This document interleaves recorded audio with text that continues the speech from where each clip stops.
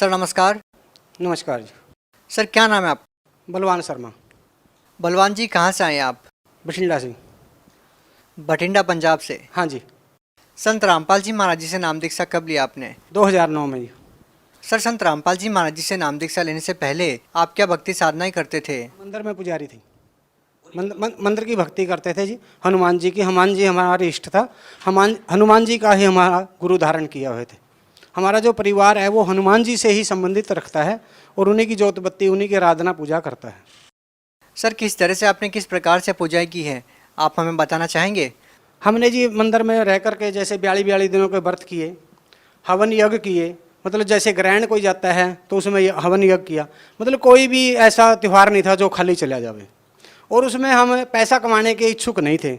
सिर्फ हम इच्छुक इस बात के थे भी ये विषय क्या है, हमने किस धारा में जाना है, हमारा मोक्ष कैसे होगा, जन्म मरण से कैसे छूटेंगे, हमारा जो पुण्य है कहाँ लग बढ़ता जाएगा और उस पुण्य से हमारा आगे जा कर के भगवान के खाते में जाएगा या नहीं जाएगा, ये तो हमारे को नहीं पता था कहाँ जाएगा। पर इतना जरूर था कि भी हनुमान जी हमारा खाता आगे जा कर के देंगे और फिर हमारा कल्याण हो जाएगा।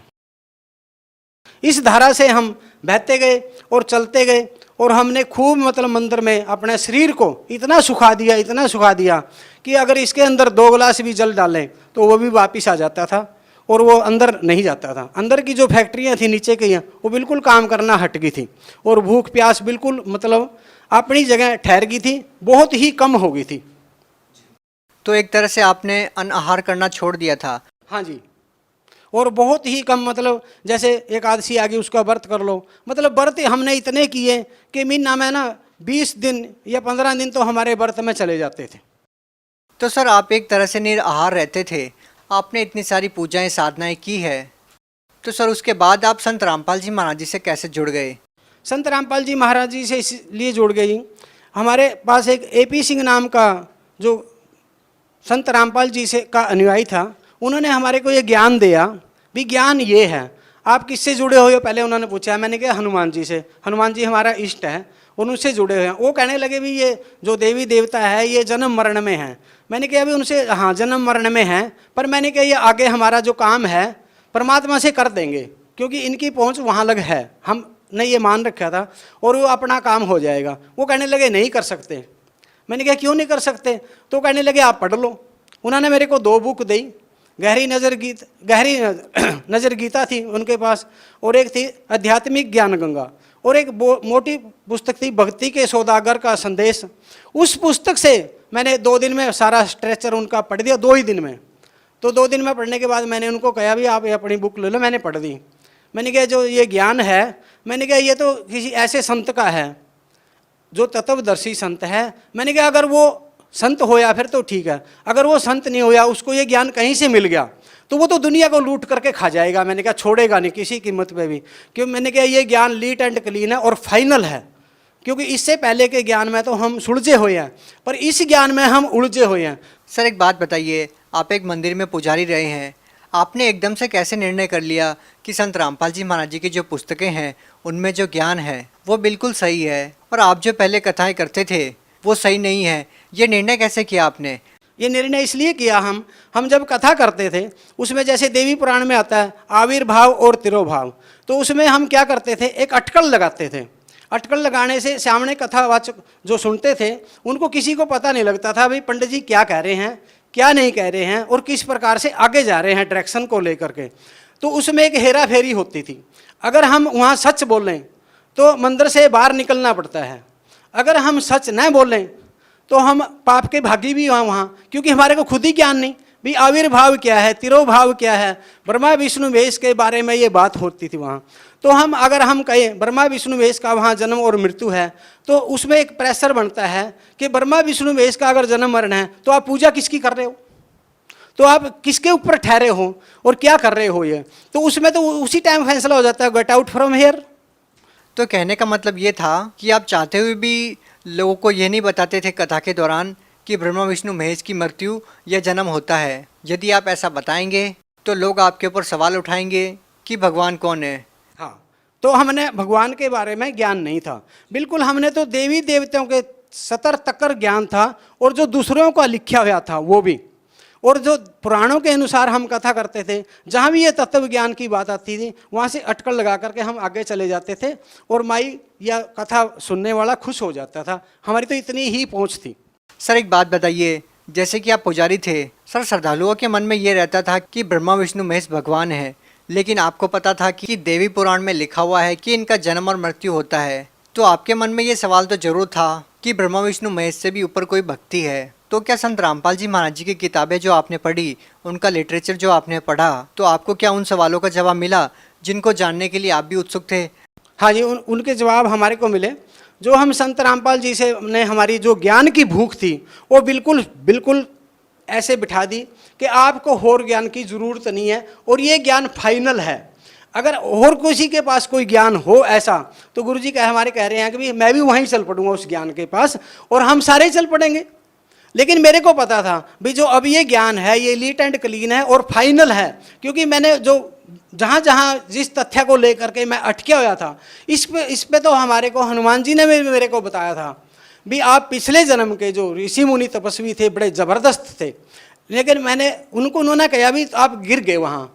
मैंने कहा भी चलो सुरा सुंदरी में कहीं फंस गए होंगे, ऋषि मुनियों को तो ये गिरे यहाँ आकर के, पर उन्होंने कहा नहीं वहाँ नहीं गिरे आप। तो मैंने कहा कैसे गिरे?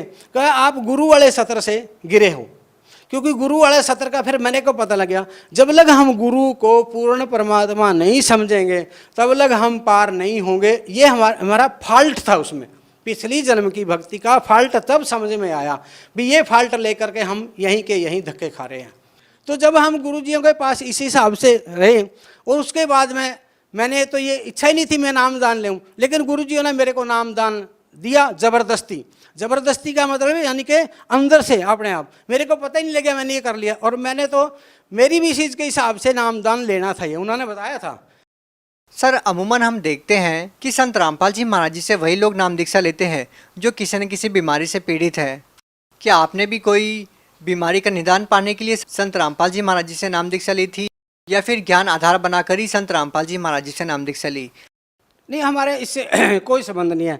बीमारी को तो मैं इस प्रकार से समझता हूँ कि चलती रहती हैं कुछ ना कुछ बीमारी आदमी के साथ, क्योंकि जब शरीर बना है उसमें कोई ना कोई फैक्ट्री काम करना हट जाती है। कोई खास विषय नहीं है, लेकिन मेरा एक खास विषय था भी ये ओरिजिनल सच क्या है, परमात्मा के विधान क्या है, परमात्मा किस प्रकार से पाया जाता है, ज्ञान का अंत क्या है। सर देखिए, जब हम अन्य देवी देवताओं की पूजा करते हैं तो उनसे रिद्धि सिद्धियाँ भी आ जाती है, जैसा कि हमने सुना है। आपको इसके बारे में अच्छे से पता होगा क्योंकि आप तो मंदिर में पुजारी भी रहे हैं। आपका क्या अनुभव रहा है आपकी पुरानी भक्ति को लेकर? हमारा एक बहुत ज़बरदस्त अनुभव रहा है और उस अनुभव को लेकर के ना आप भी, हमारे पास एक लड़का था जिसका नाम है रामू, हिसार में जो काम करता है। उसने इस भक्ति को किया है आन उपासना को, जिसको उसको बोलते हैं भाई या तो मैं मर जाऊंगा या देवता मेरे सामने हो जाए और मैं भूखा मर जाऊंगा, जिसको अड़ियल साधना कहते हैं। तो उस अड़ियल साधना को लेकर के उन्होंने किया है। उनका एक जब बैठ जाते थे तो 1 सेकंड में जो फेस था हनुमान जी का बन जाता था, जैसे हनुमान जी का मतलब ऐसे फुलिया या फेस है वो बन जाता था। फिर उसके बाद में उसी सेकंड के बाद विष्णु जी का, उसी सेकंड के बाद ब्रह्मा जी का, उसी सेकंड के बाद देवी का, बाली, नल, नील, अंगद, सुग्रीव, मतलब फेस बदलते जाते थे। जैसे हम फिर गुरुजियों ने जो समझाया वो बिल्कुल पूरा सच है भी। जैसे हम रिमोट से टीवी को चलाते हैं और चैनल बदल जाते हैं, वहाँ चैनल फेस के बदलते थे। तो फेस के बदलने से फिर हम जब दुख फिर भी कहीं ना कहीं जीव का वहीं खड़ा, उससे पता लगता था भी चैनल तो खुल गए देवी देवताओं के, यानी कि फेस सिद्धि आपको मिल गई, लेकिन दुखों की धारा में कोई परिवर्तन नहीं है वहाँ। चाहे आपका शरीर गल रहा है चाहे नहीं गल रहा है, भूख लग रही है या नहीं लग रही है, वहाँ कोई परिवर्तन नहीं होता था उस साइड में। इस साइड में परिवर्तन होता था भी आप रिद्धि सिद्धि में यहाँ से यहाँ आ गए, यहाँ से यहाँ आ गए, यानी कि आपका रिद्धि सिद्धि का जो सतर था वो बढ़ता जाता था। सर देखिए, जैसा आज का समाज है, इतनी सिद्धियाँ भी अगर किसी को मिल जाए तो वो फुला नहीं समाता। यहाँ तक कि आज का जो दौर है वो चमत्कार को ही नमस्कार करता है। इतनी सारी रिद्धि सिद्धियाँ होने के बावजूद भी, जैसा कि आपने अपना अनुभव बताया कि देव देवताओं तक आपकी बातचीत हो जाती है, तो फिर ऐसे में लोग एक संत से नाम दीक्षा लें, वो भी एक साधारण संत से जिनकी वेशभूषा भी साधु संतों जैसी नहीं है। तो इस बात को लेकर आप क्या कहना चाहेंगे? क्या रिद्धि सिद्धियाँ अपने आप में लोगों को प्रभावित नहीं करती क्या? रिद्धि सिद्धि तो एक ऐसे है, अगर आपने समाज को अपने पीछे लगाना है, पैसा खींचना है, अगर अपना मतलब कुल नाश करना है, तो उस रिद्धि सिद्धि के जकड़ में आप रहिए। और आप जब आपका बैंक बैलेंस खत्म हो जाएगा तो आपका सब कुछ ड्रॉप हो जाएगा। जैसे एक तांत्रिक है, तांत्रिक का ऐसे सत्यानाश नहीं होता, उसका तीसरी पीढ़ी में जाकर के सत्यानाश हो जाता है। मैं आपको 50 उदाहरण ऐसे दूं जो तीसरी पीढ़ी में बिल्कुल ड्रॉप हैं। जैसे मंदिर का पुजारी है, मंदिर का पुजारी तीसरी पीढ़ी के बाद चल ही नहीं सकता, क्योंकि वहाँ पर लिखा है, जैसे विषम पिता में कहते हैं भाई पतित आदमी का दान नहीं खाना चाहिए। अब हमने दान के बारे में पता लगा भाई पतित आदमी का दान नहीं खाना चाहिए, इसका मतलब क्या होया भी? दान कोई भी है, दान खाने से हमारी जो औलाद आगे पैदा हुई है वो उस दान से हुई है। और वो दान कैसा है, उस दान के पीछे क्या क्या इच्छाएं जुड़ी हुई हैं, वो सब हमारी औलाद को भुगतना पड़ता है। अगर हम चोरी से अनाज पैदा किया या चोरी करके बच्चों को पाला, हमारे बच्चे तो चोर होंगे, क्योंकि वो चीज़ हमारे लिक्विड में भी आ जाती है, और जब लिक्विड में आ जाती है अंकुर तो वैसे ही फलीभूत होगा। तो सर एक बात बताइए कि एक समय था जब आप संत रामपाल जी महाराज जी को एक परमात्मा मानते थे, और जब आप सत्संग सुनते थे तो आप यही महसूस करते थे कि नहीं, संत रामपाल जी महाराज नहीं, परमात्मा बैठे हैं।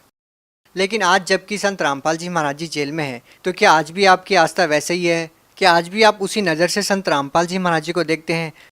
हाँ, संत रामपाल जी पहले भी परमात्मा थे, अभी भी परमात्मा है, पर उसमें जो हमारे ग्रंथों में लिखा हुआ है उसके ऊपर आइए बिल्कुल सीधा।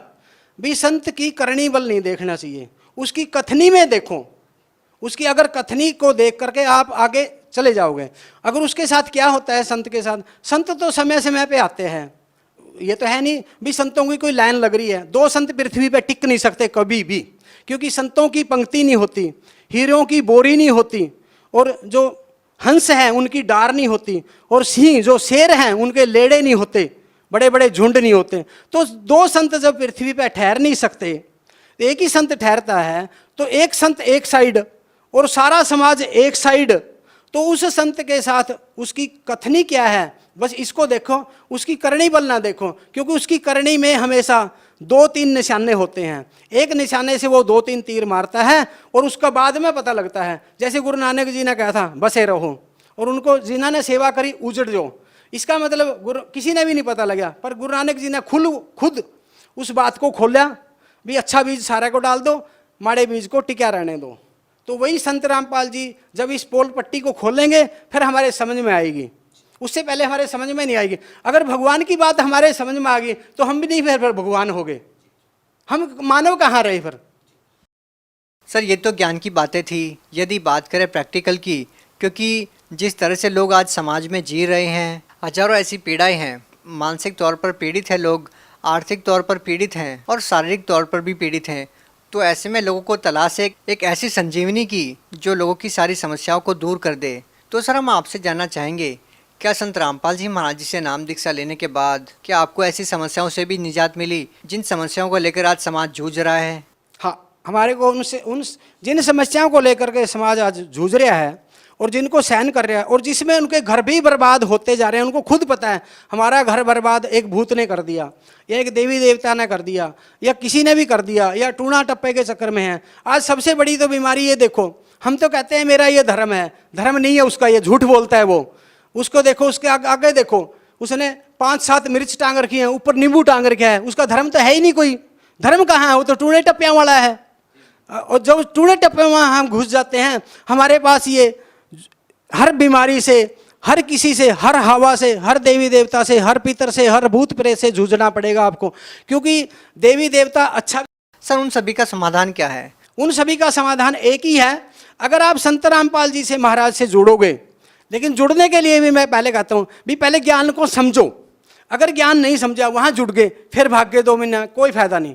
उससे पहले निर्णय लो भी ज्ञान क्या है, बात क्या है, किसमें किसकी पोस्ट में कितना दम है। उसमें पहले लिख गया भी देवी देवताओं के में इतना दम है, पितरों में इतना दम है, भूत प्रेत पिशाच में इतना दम है, काल में इतना दम है, धर्मराज में इतना दम है, परमात्मा में इतना दम है। तो गुरु में कितना दम है पहले ये देख लो, गुरु में कितना दम है। अगर गुरु में दम नहीं है तो वहाँ जाओगे क्या लेने? तो जा करके भी अगर प्यासे आ गए तो गए क्या लेने?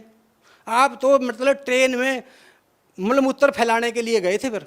क्या ये माने कि संत रामपाल जी महाराज जी में दम है? हाँ, अगर संत रामपाल जी में आपको दम नहीं लगता है, उनको तोड़ लो। पहले आप जाओ संत रामपाल जी से जुड़ोगे, वहाँ जाकर के कम से कम भी आपकी जो भूत प्रेत पिशाच की छाया है, जो घर में आपके अनबन हो रहा है, आग लगती है, ईंट पत्थर पड़ते हैं, आपके कपड़े सड़ते हैं, आपका टट्टी पेशाब बीच में निकलता है और आप उसको रोक नहीं पा रहे हो किसी कीमत पे भी, वो चीज़ पहले दिन ही खत्म हो जाएंगी, ये गारंटी है। आपका क्या अनुभव है इसके बारे में? आपके परिवार का क्या अनुभव है? मेरा अनुभव ये है, जब हमारे परिवार में मिसिज का गला बिल्कुल दाबिया जाता था, मुंह दाबिया जाता था, और छोटे बच्चे थे मेरे, तंग हो जाते थे उस बात को लेकर के, रोते भी थे, क्योंकि अगर मंदिर के पुजारी के बच्चे रोएं और वो बात बाहर जाए। किस कारण से मुंह दबा दिया जाता है?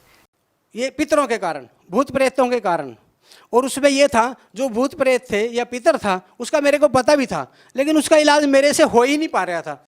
सर, आज आप पुजारियों की पोल अच्छे से खोल रहे हो और आपके निशाने लगातार तांत्रिकों पर भी फिट बैठ रहे हैं। बहुत बड़ा प्रश्न चिन्ह भी आप उन लोगों पर खड़ा कर रहे हैं। तो क्या ये जो तांत्रिक क्रिया होती है, भूत प्रेत की जो बाधा होती है, क्या संत रामपाल जी महाराज उसको ठीक कर देते हैं? संत रामपाल जी महाराज उन चीज़ों को बिल्कुल जाते ही कांटा मार देते हैं। आगे का क्या अनुभव रहा आपकी पत्नी का?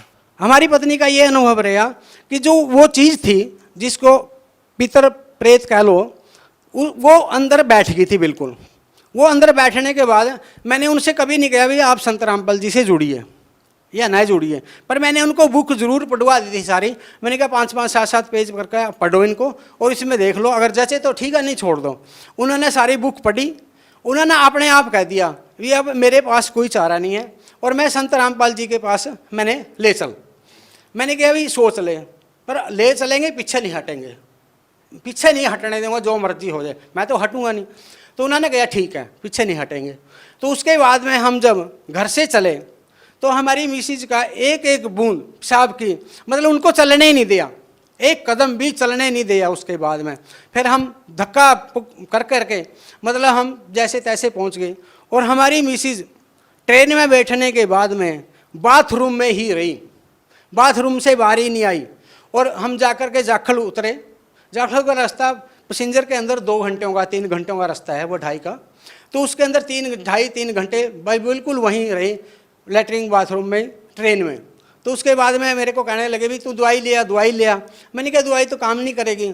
चलो फिर भी एक बंदा वहाँ से जखड़ से कहने लगा नहीं, वो भी शर्मा जी था, वो हमारी मिसिज को वैसे जानता भी था थोड़ा, मतलब शर्मा होने के नाते। वो कहने लगे नहीं यहाँ से निकल करके दवाई लिया। हम 40 रुपए की दवाई ले, मेरे को पता था भी दवाई ने काम नहीं करना, ये कोई और बात है, दवाई तो बहुत दूर की बात है इस चक्रव्यूह में। तो उन्होंने दवाई दी भी। तो उसके बाद में हम जब बरवाड़ा पहुँचे, अगली जब ट्रेन में बैठे फिर भी हम बाथरूम में रहे, यानी कि मतलब बरवाड़ा तक कर हम बाथरूम में पहुँच गए। और मतलब अंदर से मैं बहुत ही कल्पया इस बात के लिए भी, इतनी साधना करके इतना कुछ करा करके फिर भी रो रहे हैं बात को, और ये कितना बड़ा इस बात का चक्रव्यूह है जो हमारे को टेंशन में और दबोच रहा है। तो उसके बाद में जब बरवाड़ा गए वहाँ जा कर के मिसिज ने चाय पी, क्योंकि हमारी मिसिज ने चाय की बड़ी इच्छुक है, मतलब जो 4 बारी दे देते 4 बारी 6 बारी भी पी लेती है। वह कहने लगी बड़ी स्वाद है। मैंने कहा और पी ले भाई, क्योंकि गुरु जी के वहाँ ना चाय बहुत ज़्यादा स्वाद होती है वैसे। तो उन्होंने चाय पी, मैंने कहा ठीक है। जब गुरुजियों ने आशीर्वाद दिया तो गुरुजी वहाँ से 5-7 कदम मतलब 4 कदम आगे चले गए। गुरुजी फिर दोबारा वापस आए, गुरुजियों ने सिर पे हाथ रखा। सिर पे हाथ रखने के बाद में तो मतलब 2-3 मिनट के बाद मिसिज बाथरूम में गई। बाथरूम में निकल जाने के बाद में उनको वहाँ पता लगा, आपने आप बताया उन्होंने भी इतनी बड़ी कोई चीज़ निकल करके भागी है। और मेरे को पता था वो चीज़ क्या भागी है। वो एक छोटा बच्चा था, कोई 6 या 7 साल का, जो डेथ हुई थी, वो अंदर उसने जगह बना रखी थी सूक्ष्म रूप से, छोटे रूप से, और वो मतलब योनि के रास्ते बाहर निकली है। और निकली पहले जब गुरु जी ने आशीर्वाद, उसके बाद में मिसिज वहाँ रही, खाना भी खाया, सब कुछ होया, कोई मतलब वो बिल्कुल फ्रेश हो गए, यानी कि उनको कोई भी तकलीफ़ नहीं है, 0 तकलीफ़ है। उसके बाद हम नरवाना से, और रेलवे जो स्टेशन है जो फाटक लगता है, वहाँ से लेकर के कम से कम वो 1.5 किलोमीटर के आसपास है, और वो पैदल बिल्कुल घोड़े की तरह गई। तो बच्ची भी हमारे कहने लगी कि मम्मी अब कहाँ गई तकलीफ़, अब कहाँ गई? कहे मैं मतलब अब वो घोड़े की तरह चल रहे हो और पहले एक कदम भी नहीं चल सकते थे। उसके बाद में हमने ये अनुभव वहीं लिया, ये अनुभव वहीं है। फिर हमारे को पता लगे भी जो देवी देवता क्या है, पितर क्या है, भूत प्रेत क्या है। लेकिन जिस घर में भी ये भूत प्रेत पिशाच हैं, उस घर में ये एक ही बात करते हैं कि जनानी को या बंदे को यूज करते हैं ये बुरी तरह। और इस अनुभव को लेकर के मैं सबको, किसी के तो ये उखड़े हुए हैं, किसी के दबे हुए हैं। भूत प्रेत पिशाच का साया है पूरे वर्ल्ड में। अगर कोई कहीं नहीं मेरे ऊपर नहीं है, उसके पुण्य कर्म है थोड़े से, इस करके वो ऐसे बोलता है। सर एक और बात आपसे पूछना चाहेंगे, हमने बहुत से ऐसे अनुयायियों से बात की है जो संत रामपाल जी महाराज जी से जुड़े हुए हैं। सभी का संत रामपाल जी महाराज जी को लेकर कुछ ना कुछ अनुभव रहा है। जब उनसे मिलते हैं, उनको दर्शन देते हैं, उनसे मुलाकात करते हैं, संत रामपाल जी महाराज जब उनको आशीर्वाद देते हैं, तो हम आपसे जानना चाहेंगे कि संत रामपाल जी महाराज जी से जब आप पहली बार मिलते हैं तो आपकी क्या बातचीत होती है, कैसा आपका अनुभव रहता है? सर जी, आपने जो मुलाकात की बात करी है, आपको यकीन भी नहीं होगा कि वो अनुभव मैं बताता हूँ। जब हम 10-12 साल के थे, तब से गुरुजी हमारे को ना सफ़ेद कपड़े में देखते थे और वो बड़े ऊंचे होते थे, मतलब आम आदमी से बड़ा कद होता था। हम उसमें ये अनुभव लगाते थे भाई हनुमान जी ने हमारे को ना सफ़ेद कपड़ों में दर्शन दिए, क्योंकि हम सब कुछ हनुमान जी के ऊपर डालते थे। हनुमान जी ही हमारे सब कुछ है। तो हम सोचते थे ये हनुमान जी ना ब्राह्मण का रूप धारण करके और सफ़ेद कपड़ों में, सफ़ेद कमीज पजामा में हमारे को दर्शन दिए हैं। क्या आप यकीन के साथ कह सकते हैं कि वो संत रामपाल जी महाराज जी थे? हाँ, हम यकीन के साथ कह सकते हैं, क्योंकि वो चेहरा मिलता था। जो आज गुरुजियों का चेहरा है, जो संत रामपाल जी का चेहरा है, जो परमात्मा का वो चेहरा है, वो वहाँ से मिलता था। और मिलने के बाद में हमारे को पता लगा भाई ये चेहरा था वो जो हमारे को दर्शन देता था, और वही मिसिज ने बताया, क्योंकि भाई ये चेहरा है वो। लेकिन हमारा सवाल ये है कि जब आप आश्रम में जाते हैं, संत रामपाल जी महाराज जी से आशीर्वाद लेते हैं, तो पहला अनुभव आपका कैसा रहा? सबसे बढ़िया अनुभव हमारा ये रहा कि जब संत रामपाल जी किसी को भी आशीर्वाद देते हैं, मतलब एक से नहीं सबसे, कि वो बिल्कुल ही एक तो बिल्कुल नीट एंड क्लीन होकर के फ्रेश हो जाता है, कि वो उसका जो शरीर है बिल्कुल हल्का हो जाता है अंदर से। संत रामपाल जी महाराज जी के साथ आपकी क्या बातचीत हुई, पहली मुलाकात? पहली मुलाकात में हमारे संत रामपाल जी महाराज से, यानी कि परमात्मा से मेरी ये बात हुई भी परमात्मा ये काम सबसे कठिन है और ये करना भी औखा है, इस पे चल पाएंगे या नहीं चल पाएंगे। तो परमात्मा ने मेरे को जवाब दिया भी ये शेर की और हाथी की लड़ाई है, जीतेगा शेर, डटा रहा। तो तब हमने कहा भी, क्योंकि हमने पहले इसको देख रखा था पिछले अनुभवों से, भी ये तीर तपक तलवार कटारी इनसे औखा है, अगर ये तो सहन कर जाएगा, क्योंकि शब्द को सहन नहीं कर सकता बंदा, और इसमें शब्द सुनने पड़ते हैं इस लाइन में। तो इस लाइन में शब्द सुनने के बाद में आदमी का सतर कभी भी गिर सकता है, क्योंकि हमारे ऋषि मुनि तपस्वियों का अगर अनुभव देखें तो गिरे हैं। क्या आपकी कभी कोई देवी देवताओं से भी बातचीत हुई है? आप काफ़ी सालों से पुजारी रहे हैं, इस बारे में आपका क्या अनुभव रहा? हमारा इस बारे में ये अनुभव है कि हमारे देवी देवताओं से कोई ऐसी देव देवता नहीं है जिससे हमारी बात ना हुई हो, और खुल कर के बात हुई है। लेकिन सर लोगों का इस बात पे विश्वास करना बेहद मुश्किल है, क्योंकि सर लोग कैसे विश्वास करेंगे? वो अमरनाथ जाते हैं, केदारनाथ जाते हैं, सर दर्शन करना तो दूर की बात है, लोगों को पत्थर की मूर्ति तक के दर्शन नहीं होते, और आप कहते हैं कि मैंने सभी देव देवताओं से बात की है। सर अपने आप में विश्वास करना काफ़ी मुश्किल है। अगर आप हमारे ऊपर विश्वास करते हो, इस अनुभव के ऊपर विश्वास करते हो, भी देवी देवता बात करते हैं या नहीं करते, आपने ये विश्वास करना होगा। आप अपनी साधना को लेकर के देखिए और पिछलों की साधना को मिला करके देखिए कि देवी देवता तो आपके सामने हो जाएंगे। ये कोई दूर नहीं है जीव से, ये तो बहुत ही नज़दीक का मामला है। जैसे हम रेलवे स्टेशन पे जाते हैं, रेलवे स्टेशन से जो बाहर दुकानें लगी हैं वो क्या आपके लिए औखी हैं? कोई औखी नहीं, वो सब दिख तो रही हैं आपको। इसी प्रकार से परमात्मा के लोग से ये तो बहुत नीचे की दुकानें हैं सारी, और इनसे बात करना ये वो कोई औखा काम नहीं है। औखा काम तो सिर्फ आपका ये है भी इन ग्रंथों पे विश्वास करना। अगर आप ग्रंथ के ऊपर डट गए, पहले ग्रंथ पे डटो, फिर संत रामपाल जी पे डटोगे। सर आपने बड़ी ही ईमानदारी के साथ सभी सवालों का जवाब दिया, और धर्म के अंदर फैल रहे पाखंडवाद के बारे में भी आपने खुलकर बात की। तो सर आखिर में आपसे ये सवाल ये है कि आप भगत समाज को क्या संदेश देना चाहते हैं जो आज भी धार्मिक पाखंडवाद के शिकार हैं? मैं भगत समाज को प्रार्थना करना चाहता हूँ। संदेश तो संत रामपाल जी ने इतना दे दिया कि कोई ऐसा कोना नहीं छोड़ा जहाँ संदेश ना पहुँचा हो। लेकिन यहाँ पर मैं ये कहना चाहता हूँ समाज को, भाई बार बार यहाँ कुछ ना कुछ घटना हर रोज वापर रही है संत रामपाल जी के प्रति या उनके अनुयायियों के प्रति। मतलब अनुयायी भी जैसे तैसे कर करके प्रचार कर रहे हैं, संत रामपाल जी तो है ही प्रचारक। तो उसमें सबसे पहले हमने ये देखना चाहिए भी ये कहना क्या चाहते हैं, कह क्या रहे हैं। 80 रुपए की बुक हमारी छपती है, हम 20 रुपए में उसको दे रहे हैं, उसमें कोई एक ऐसा शब्द देखो जो संत रामपाल जी ने अपने पल्ले से लिख दिया हो, वो निकाल लो कमी। तो हमारा ग्रंथ को अच्छी तरह से पढ़ करके और फिर संत रामपाल जी से जुड़ो या किसी से भी जुड़ो, लेकिन उसको बिल्कुल तोड़ लो, आप लीट एंड क्लीन हो जो। और लीट एंड क्लीन होते ही आपको जो सुख की लहर है वो उसी टाइम दौड़ जाएगी कनेक्शन होने से, क्योंकि जैसे स्विच ऑन ऑफ करो लाइट आ गई चली गई। बहुत बहुत धन्यवाद सर। सत्य।